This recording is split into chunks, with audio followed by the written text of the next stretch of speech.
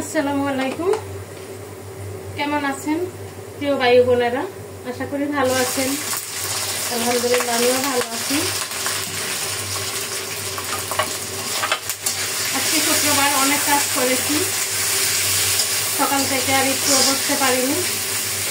তারপরেও তো রান্না করতে হবে, চলে আসলাম রান্না করতে।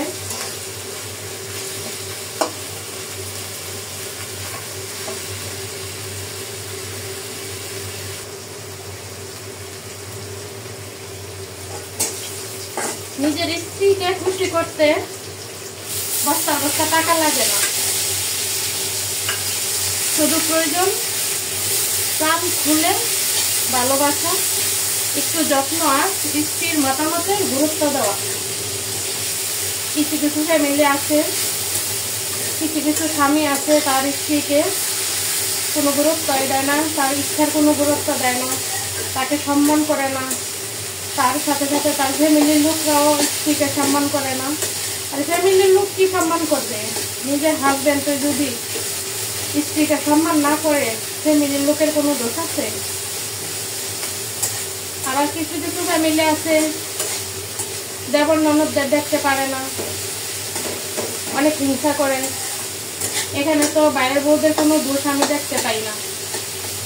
আগে নিজের বাইরের ঠিক হোক, বাইরে ওরা মনে করে ওর বাইরেই তো দেখতে পারে না, আর আমরা কি দেখবো? বাইরে যদি একটু ভালো হয়, বাইরে যদি একটু দেখতে পারে ভাই বোনদের, মা বোনদের, তাহলে কিন্তু বাইরের বড়ও দেখতে পারে। সব ফ্যামিলিতে আছে, সব ধরনের খারাপই আছে। বউ খারাপ আছে, ননদদের বড় খারাপ আছে, বউ খারাপ আছে, শাশুড়িও খারাপ আছে, আবার বউ ভালো আছে, শাশুড়িও ভালো আছে।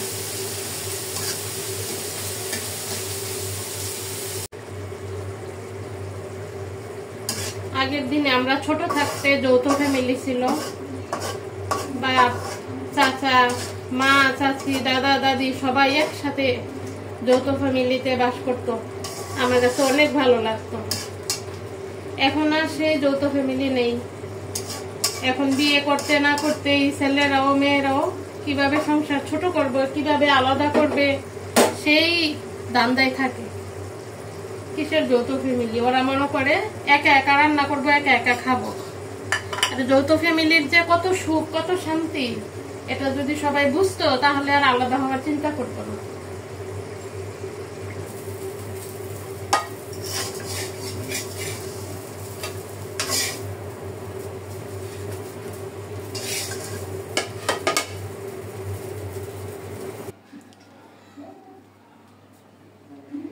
মুরগি বোনা করলাম, এখানে বেগুন ভাজা, গরম গরম ভাতের সাথে বেগুন ভাজা অনেক ভালো লাগে, আর লাল শাক। আজকের মতো এখানেই রান্না বান্নার কাজ শেষ। সবাই ভালো থাকবেন।